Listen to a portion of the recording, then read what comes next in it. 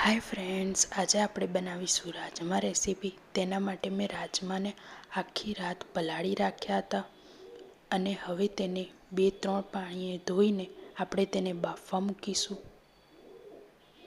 રાજમાને એક કુકરમાં બાફવા મૂક્યા છે, તેમાં રાજમા નાખ્યા છે।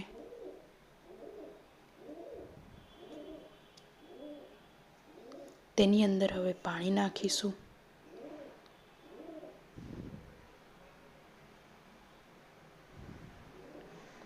તેની અંદર હવે 1 ચમચી મીઠું નાખ્યું છે અને રાજમાને હવે 4 થી 5 સીટીએ આપણે બાફી લઈશું। અહીંયા મેં 4 મરચાં લીધા છે, 3 ટામેટાં અને આદું લીધું છે। ટામેટાને હવે આપણે બોઇલ કરી લઈશું। તેમાંથી વચ્ચેથી કટ કરીને તેને 10 મિનિટ માટે સ્લો ફ્લેમ પર બોઇલ કરી લેવા। તેની અંદર હવે પાણી નાખીશું અને હવે ટામેટાને આપણે બોઇલ કરી લઈશું।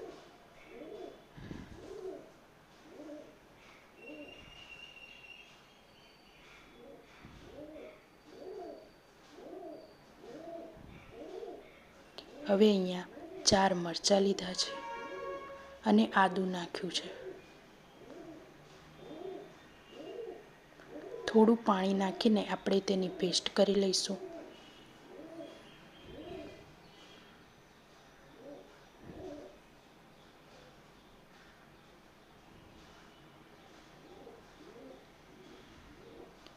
આદુ અને મરચાંની પેસ્ટ થઈ ગઈ છે। હવે બોઇલ ટામેટાની આપણે છાલ કાઢીને તેને પણ આપણે ક્રશ કરી લઈશું।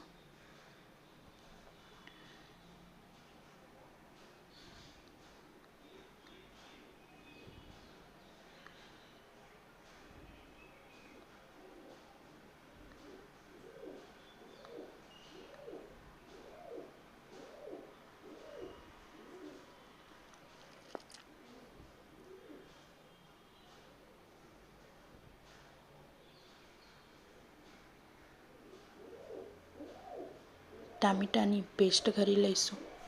હવે એક પેનમાં 3 ચમચી જેટલું તેલ લીધું છે, તેની અંદર 1/4 ચમચી હિંગ નાખી છે,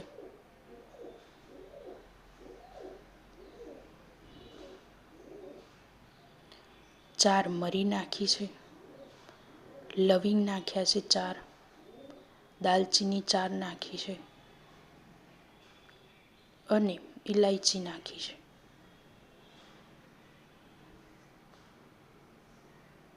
અહીંયા 1 ચમચી જીરું નાખ્યું છે અને જે આદુ અને મરચાંની પેસ્ટ કરી હતી તે નાખી છે।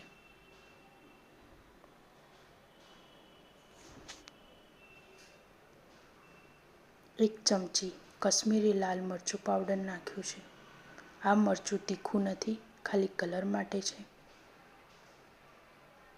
તેને પણ આપણે બરાબર મિક્સ કરી લઈશું।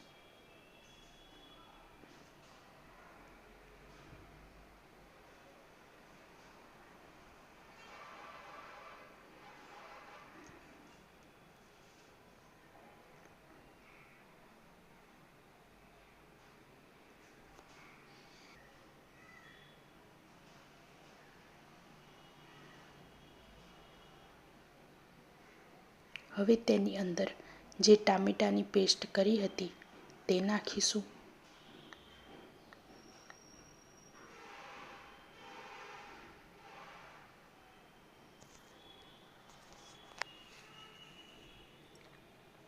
તેને આપણે બરાબર મિક્સ કરી લઈશું।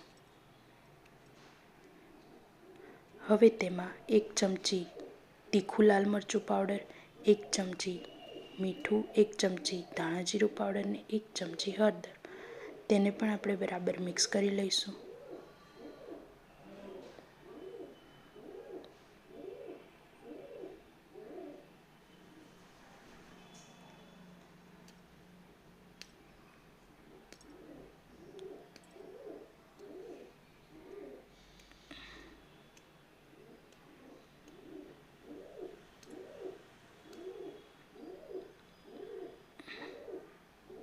હવે તેને 2 મિનિટ માટે થવા દઈશું.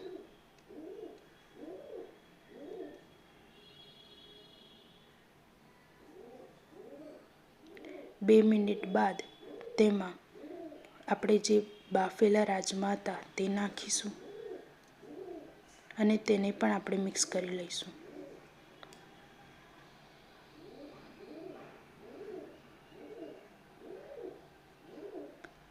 અને હવે 1 ગ્લાસ પાણી નાખ્યું છે.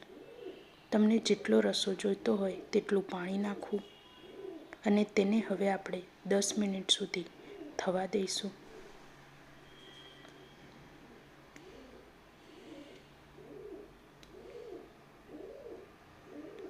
10 મિનિટ બાદ રાજમા થઈ ગયા છે.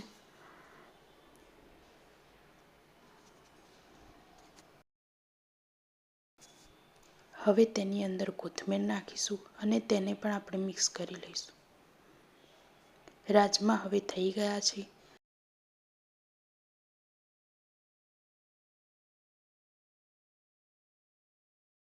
હવે તેને આપણે સર્વ કરી લઈશું.